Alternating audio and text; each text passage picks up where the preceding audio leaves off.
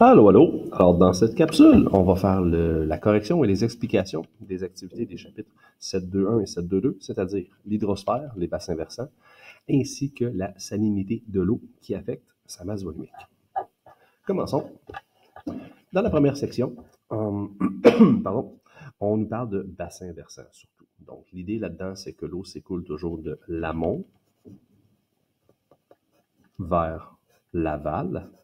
Attention, c'est pas la ville, c'est pas LA, c'est juste A-V-A-L.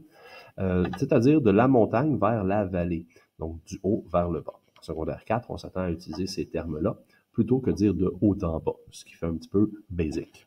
Donc, on nous demande ici, avec cette image-là, de la compléter, d'ajouter un trait pointillé sur les lignes de crête qui délimitent chacun des deux bassins versants illustrés. On va commencer par ça. Une ligne de crête, c'est une ligne qui relie les sommets, les parties les plus élevées d'un territoire ou d'un relief. Alors, on voit ici qu'on a une chaîne de collines, et la partie la plus élevée, ce serait ici, là, là, là, donc le sommet de cette colline-là. On va y faire un pointillé qui va partager le sommet. C'est là où l'ombre s'arrête. Ça veut dire qu'il y a un côté éclairé, l'autre côté pas éclairé. Ça nous permet de voir la crête. De l'autre côté, on a une montagne, on a des collines aussi. On va faire le même principe. On va séparer par pointillé. Est-ce que vous voyez bien les lignes que je suis en train de faire là? Ouais, peut-être. On va faire ça plus foncé, plus large. Ces pointillés vont relier encore une fois les sommets ou les parties les plus hautes qui séparent deux bassins versants, donc deux territoires. Quand on voit une partie claire, une partie foncée, généralement c'est parce que ça nous donne l'effet de cette séparation-là. On a séparé ici des lignes de crête à gauche. On va faire la même chose à droite. On a ici une colline avec des sommets enneigés. Encore là, on va faire une ligne de crête qui sépare les eaux qui vont tomber dessus. D'un côté, tout ce qui tombe ici va se ramasser à gauche, tout ce qui tombe ici se ramasse à droite. Et on va faire aussi une ligne de crête pour la partie droite. Encore là, on va se servir des ombres, des parties ombragées pour déterminer où se trouvent les sommets. Un versant éclairé, un versant à l'ombre. Donc, la ligne de partage des eaux, la ligne de crête, se trouve là où il y a, puis tu vois, ça peut faire une coupe, elle se trouve là où il y a ce changement dans la luminosité, dans l'éclairage. Bien sûr, ça peut faire des courbes. Alors, on a fait la partie 1, illustrer les lignes de crête. Maintenant, partie B, à l'aide de flèches, montrer le sens d'écoulement des eaux dans chacun des bassins versants illustrés. Alors, des flèches. On change de couleur pour que ce soit peut-être plus visible. On prend un stylo aussi. Alors, quelques flèches qui vont montrer l'écoulement des eaux dans chacun des bassins versants illustrés. Mais dans le bassin versant de gauche, toute la pluie qui va tomber en bas ou à gauche de cette ligne de crête va tomber vers la partie gauche, comme ça. Tout ce qui tombe à droite de cette ligne de crête va aller vers la rivière qui est ici, donc le bassin versant de cette région qui est mieux illustré, comme ceci, petite flèche. Et on fait de la même chose au niveau de la ligne de crête. La ligne de crête, c'est la frontière. Donc, tout ce qui est à droite va aller dans l'autre bassin versant qui n'est pas illustré. Et tout ce qui est à gauche de cette ligne de crête va tomber dans ces rivières, dans ce bassin versant ici. Alors, que ce soit de la neige ou que ce soit de la pluie, l'eau va s'accumuler dans le bas, dans le creux, donc dans le bassin de cette région. On appelle ça un bassin justement parce que ça recueille l'eau. Un bassin versant parce que c'est constitué des deux versants opposés de différentes chaînes de collines ou chaînes de montagnes, bref, le relief de ce territoire-là. Pour la partie de droite, c'est très, très, très semblable. On montre le sens de l'écoulement de l'eau. Alors, des gouttes d'eau qui vont tomber de ce côté vont couler vers la gauche dans ce bassin. Ceux qui vont être à droite de la ligne de crête vont s'ajouter au bassin versant illustré. Même chose ici. Des flèches qui vont envoyer l'eau de l'amont vers l'aval, de haut en bas, mais de l'amont vers l'aval. Donc ici, on a des petites rivières en amont qui se rejoignent. Le petit bassin versant, le sous-bassin, va se réunir avec l'autre sous-bassin pour faire un bassin plus grand. On a notre eau qui s'écoule toujours de l'amont vers l'aval, séparée par la ligne de crête. Voilà, ça ressemble à peu près à ça, comme sens de l'écoulement des eaux. Passons à la page suivante. Question numéro 2. Là, on va observer cette carte qui nous présente surtout le Bas-Saint-Laurent ainsi que le sud du Québec. Pas mal le sud du Québec, les régions les plus densément peuplées. On revoit le fleuve, on a des flèches rouges qui nous montrent le sens de l'écoulement de la rivière Saguenay, du fleuve Saint-Laurent, de la rivière Gatineau et puis bon, de la dérive des Grands Lacs. On nous dit en A, on nous demande en A, un objet flottant qui ressemble à une bouteille de plastique, donc quelque chose de léger qui va être emporté par le courant, est à la dérive près de Gatineau. Gatineau qui est ici. Okay? Alors, un objet à la dérive, donc dans l'eau. Cet objet peut-il être porté par le courant jusqu'à Trois-Rivières? Ben, cet objet-là ne pourrait pas être porté jusqu'à Cornwall, parce qu'il faudrait pour ça que la bouteille remonte le courant. Elle va plutôt suivre toujours de l'amont vers l'aval. Donc, elle va effectivement, oui, se rejoindre à Trois-Rivières. Elle va couler dans la rivière Gatineau, elle va ensuite couler dans le fleuve Saint-Laurent, jusqu'à Trois-Rivières, parce qu'on passe toujours de l'amont vers l'aval. Bon, justifiez votre réponse. Est-ce que c'est possible? Oui, c'est possible. Oui. Pourquoi? Ben, la ville de Trois-Rivières, contrairement à Cornwall, la ville de Trois-Rivières est située en aval. Donc, l'eau coule toujours de l'amont vers l'aval. On pourrait simplifier en disant, car Trois-Rivières est située en aval. Car Trois-Rivières est située, on parle de la ville, donc on met au féminin, en aval. Voilà.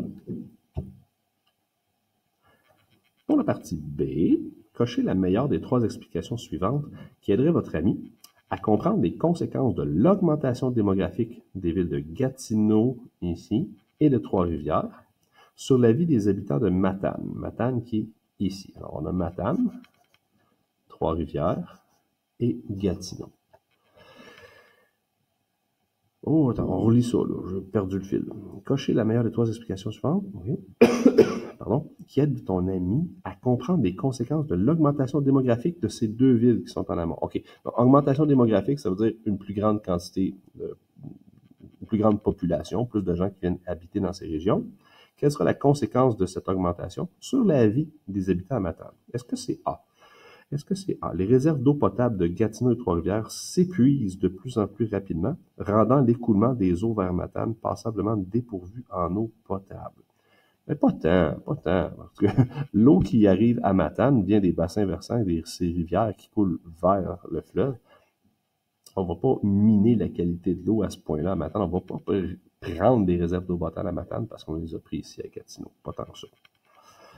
2, par contre, davantage de contaminants sont transportés vers Matane, étant donné que cette ville partage le même bassin versant que Gatineau et Trois-Rivières.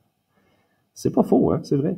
Je veux dire, la ville de Matane est en aval de ces deux villes. Donc, tous les déchets, tous les résidus qui sont envoyés dans les cours d'eau, on parle aux égouts, entre autres, là, mais aussi des déchets, des polluants qui viennent de l'agriculture pour nourrir ces gens, ça va être envoyé vers Matane. Ça, c'est tout à fait vrai. Le dernier, ça dit que les besoins grandissants de Gatineau et Trois-Rivières ont pour conséquence de diminuer l'apport du fleuve en eau douce et faire augmenter la salinité. Non, on ne fera pas augmenter la salinité de l'eau à Matane. On n'a que B, que le deuxième ici, qui est la plus cohérente, la meilleure des trois. Partie C. Quelle activité, plurielle, donc il y en a peut-être plus qu'une, liée à l'augmentation démographique de Gatineau? OK, on est dans la même situation. Il y a plus de gens qui vivent à Gatineau, plus de gens à Trois-Rivières. Alors, quelles activités liées à cette augmentation-là ont un impact sur le territoire où est situé Matane? Cochez les réponses appropriées. Est-ce que l'augmentation démographique entraîne la déforestation de ces territoires? Ici, on va déforester, ben oui, parce qu'on va vouloir construire plus. On va déforester ces deux régions-là parce qu'on veut plus de territoire pour construire des villes, des maisons. Donc oui, il y a de la déforestation. Et ultimement, une plus grande érosion, oui, parce que si on perd les forêts, on perd les racines qui retiennent le sol, entraînant donc le passage de contaminants vers Matane. Ça, c'est vrai. Ça, c'est tout à fait possible. 2. Le Festival des Montgolfières de Gatineau et le Grand Prix automobile de Trois-Rivières privent la ville de Matane de touristes potentiels. Moi, je ne vois pas le rapport sur un impact environnemental sur le territoire de Matane. On parle de tourisme ici, alors que là, on parlait vraiment de ruissellement, de la qualité de l'eau. Le premier est bon, le deuxième, on ne choisit pas ça. Le troisième, augmentation démographique, augmente la quantité de déchets produits et entreposés dans les décharges municipales. C'est vrai, il y a plus d'ordures. d'où peuvent s'écouler les matières toxiques. Effectivement, ce qu'on jette au dépotoir va être emporté par la pluie, va tomber dans le sol, va ruisseler vers les ruisseaux, les rivières, et ces déchets-là vont se déverser dans le même bassin versant, parce que même si ici, Gatineau a un... Oh boy, c'est fou. Même si Gatineau, ici, a un sous-bassin versant, Trois-Rivières aussi a son sous-bassin versant, mais tout ça, ça se jette dans le même grand bassin versant du fleuve Saint-Laurent. Matane va y goûter, littéralement. Donc ça, c'est vrai pour le troisième. Quatrième, l'augmentation des besoins alimentaires de ces deux villes va diminuer les stocks de poissons et de crustacés, mettant en péril la survie de l'industrie de la pêche à Matane. Ah bah non, pas tant que ça, parce que ici, on ne va pas trouver de grands poissons et crustacés. Les poissons et crustacés, on va les trouver dans le golfe du Saint-Laurent. Alors, c'est pas parce qu'ici, on mange des choses qui qu'on trouve à l'épicerie qu'à Matane, il y aura moins de poissons dans l'eau. Donc, on a seulement le 2 et le 1, excuse-moi, le 1 et le 3 qui sont à cocher. Allons en arrière. Toujours à propos de Tadoussac, Gatineau et Matane, tout ça. Au cours d'une visite à Tadoussac, tout près de l'embouchure du fleuve de la rivière Saguenay, vous observez que l'eau a une couleur brunâtre là où elle se jette dans le fleuve Saint-Laurent.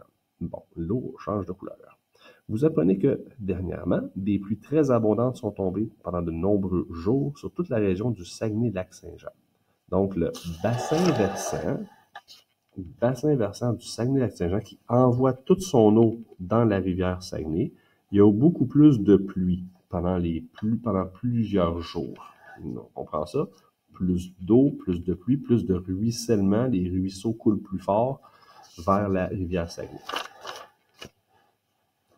Parmi les événements suivants, cochez celui qui s'est produit à l'embouchure de la rivière Saguenay pour que l'eau ait cette couleur. Donc, comment ça se fait que l'eau est devenue si brunâtre? Est-ce que c'est parce qu'une usine a déversé des substances toxiques brunâtres? On a entendu parler de ça, nous autres? Non, on ne parle pas de substances toxiques déversées par une usine. Est-ce que des pluies acides ont provoqué une réaction chimique avec l'eau des cours et la faisant passer d'une couleur bleue à une couleur brune? On n'a pas parlé de pluies qui étaient particulièrement plus acides dans ces régions-là. Ça ne change pas la couleur de l'eau en brun, ça. Est-ce que c'est les trois? Les pluies abondantes sur la région se sont écoulées dans le bassin versant, qui se jette dans le fleuve, entraînant, par ruissellement, de fines particules de matière organique qui ont donné une couleur brunâtre à l'eau. Ou est-ce que c'est 4? Un bateau s'est échoué à cet endroit et a déversé, par exemple, du pétrole. Allô? S'il y a eu beaucoup de pluie, reprenons cette image-là, s'il y a eu beaucoup de pluie, mettons, dans la région du Saguenay, ça veut dire qu'il y a plus de terre qui a été emportée par le ruissellement. Plus de résidus qu'il y avait au sol, des feuilles mortes, de la matière organique qui se décompose, de l'humus. Donc, ça crée une couleur brune, ça, une couleur brune comme de la terre. Ça vient de là. Donc, la réponse qui est en accord avec le ruissellement, c'était la troisième. C'est pour ça que notre eau est plus colorée après une pluie intense. Ça a ajouté non seulement l'eau, mais ça ajoute ce qu'on a trouvé dans le sol pour se rendre jusqu'à la rivière. Dans la question 3, terminez le rapport de laboratoire suivant. On a un œuf qui a coulé dans l'eau douce, mais un œuf qui flotte dans l'eau salée. On nous présente des données sur l'œuf. La masse de cet œuf est de 61,7 grammes et le volume de cet œuf, l'espace occupé par l'œuf, est de 56 cm3 ou 56 millilitres. C'est équivalent à 1 millilitre, 1 cm3, c'est pareil. C'est le même volume. On nous donne en rappel que la masse volumique de l'eau douce, qui est ici, ρ, c'est le symbole de masse volumique, vaut 1 gramme par millilitre. La question A est, quelle est la masse volumique de l'œuf? Laisse des traces de ta démarche. Bon, comme je vous demande de laisser des traces de votre démarche, je veux qu'on me présente les données du problème. Tu veux calculer une masse volumique. Indique-moi ce que tu cherches. Je cherche une masse volumique. Une masse volumique, là, son symbole, pour ne pas écrire ça à chaque fois, c'est une espèce de P que tu fais, une note de musique à l'envers, par contre, inversée. Un P arrondi. Pas un P ordinaire, un P arrondi. Sans la petite barre en haut. Pas de petite barre. On cherche la masse volumique, on ne la connaît pas. Fait que je vais écrire égal, point d'interrogation. Pour calculer la masse volumique, je connais une formule. Ρ est égal à la masse de l'objet divisé par le volume de l'objet ou de la substance. J'ai donc besoin de la masse, j'ai besoin du volume. Est-ce que je les connais? Je les écris dans mes données. J'ai écrit ça dans ma colonne de données du problème. M vaut 61,7 grammes. Là, c'est important qu'on associe ça. Hein. Des grammes, c'est une unité de mesure de masse. Des millilitres et des centimètres cubes sont des unités de mesure de volume. Donc, V égale 56 centimètres cubes. Je peux maintenant substituer mes deux variables par leur valeur. Rho est égal à 61,7 grammes divisé par 56 cm3. Il reste à faire un petit calcul qui va donner quelque chose légèrement au-dessus de 1. Pas mal proche de 1, on va calculer ça. Une fois, on divise une fois, il va rester 6, à peu près 5,7, 1,1 grammes par centimètre cube. Donc, j'ai la masse volumique de cet œuf. L'œuf a une masse volumique de 1,1. Est-ce que c'est normal que je le vois couler dans l'eau douce? Oui, la masse volumique de l'eau douce, c'est 1. L'œuf a une masse volumique plus élevée, donc il se ramasse en dessous. Bon, la question première, B. La question suivante, B, c'est pourquoi l'eau salée a-t-elle une masse volumique supérieure à celle de l'eau douce? Pourquoi est-ce que l'eau salée a une plus grande masse volumique que l'eau douce? Alors, on l'a vu en démonstration. Effectivement, l'eau salée se ramasse sous l'eau douce, donc a une masse volumique plus grande. Pourquoi? Mais qu'est-ce qu'il y a de plus dans l'eau salée qu'on ne trouve pas dans l'eau douce? On trouve du sel. Alors, tout ce sel qui est à l'intérieur de l'eau salée fait en sorte que ça augmente la masse, ça augmente la quantité de matière qu'il y a dans un même volume. Pour le même espace, bon, et supposons que mes carrés sont exactement de la même dimension, là, pour le même espace, la même quantité d'eau, il y a plus de particules dans l'eau salée parce qu'il y a maintenant du sel qui est dedans. C'est pour ça qu'il y a plus de masse pour la même unité de volume. On va le mentionner.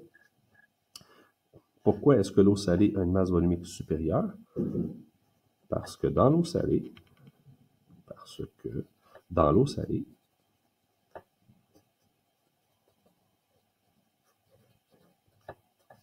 chaque volume est occupé par une plus grande masse, une plus grande quantité de matière. Chaque volume est occupé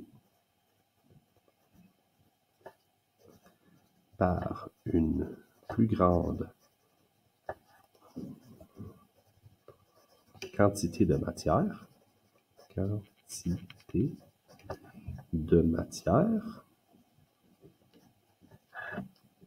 C'est quoi cette matière supplémentaire? C'est du sel, on va le mettre en parenthèse. Chaque volume est occupé par une plus grande quantité de matière qu'un volume d'eau douce. Donc, une quantité d'eau douce contient seulement de l'eau. Une quantité d'eau salée contient de l'eau et du sel. Ça veut dire qu'il y a plus de matière, il y a plus de masse dans l'eau salée qu'un volume d'eau douce. Je vais me rendre au bout de la ligne. C'est parce que j'ai les anneaux de mon cartable qui m'empêchent de travailler facilement. Je vais les enlever. Je vais sortir ça du cartable. Voilà. On va être plus simple. Comme ça. Et partie C. Quelle doit être la valeur minimale de la masse volumique de l'eau salée pour que notre œuf flotte? Bon, notre œuf a une masse volumique de 1,1 g par centimètre cube. On l'a calculé. Ça, c'est la masse volumique de mon œuf. S'il flotte, ça veut dire que l'eau salée a une masse volumique plus grande que 1,1 cm3. Tout simplement, c'est ça notre réponse. Quelle doit être la valeur minimale? Elle doit être plus grande que 1,1 cm3. Elle doit être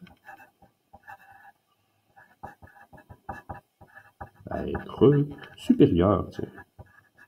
Supérieure à 1,1 g par centimètre cube ou 1,1 g par millilitre, étant donné qu'on parle de l'eau cette fois-ci. Voilà pour la question 3. Alors, à 4. Bon, 4, il y a un texte à lire. Donc, vous pouvez mettre cette vidéo sur pause si vous ne l'avez pas lu. On va commencer par faire ça. Vous faites votre propre lecture. Ensuite, on va regarder les questions ensemble.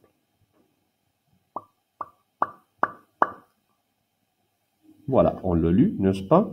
On a donc remarqué qu'on consomme davantage d'eau potable pour diverses activités, que ces eaux-là sont puisées dans le sol, dans la masse phréatique, dans la nappe phréatique du sol, et qu'il faut donc trouver des systèmes, des ressources pour économiser l'eau potable. La partie A demande quelle est la conséquence commune à la déforestation pour créer des villes et la surexploitation de l'eau potable. Bon, si on retire des forêts et puis qu'on exploite davantage, on surexploite l'eau potable, qu'est-ce qui est commun à ces deux? Qu'est-ce que c'est une conséquence commune à ces deux choses-là? Est-ce que ça veut dire que les deux ressources abondantes au Québec risquent de s'épuiser rapidement? Attention, les arbres sont quand même une ressource renouvelable. Et la surexploitation de l'eau potable, et aussi l'eau potable est renouvelable, il faut juste être capable d'attirer au bon endroit, il faut juste l'économiser là-dedans. Est-ce que c'est deux? Dans les deux cas, la problématique est liée à la pollution des réserves d'eau souterraines.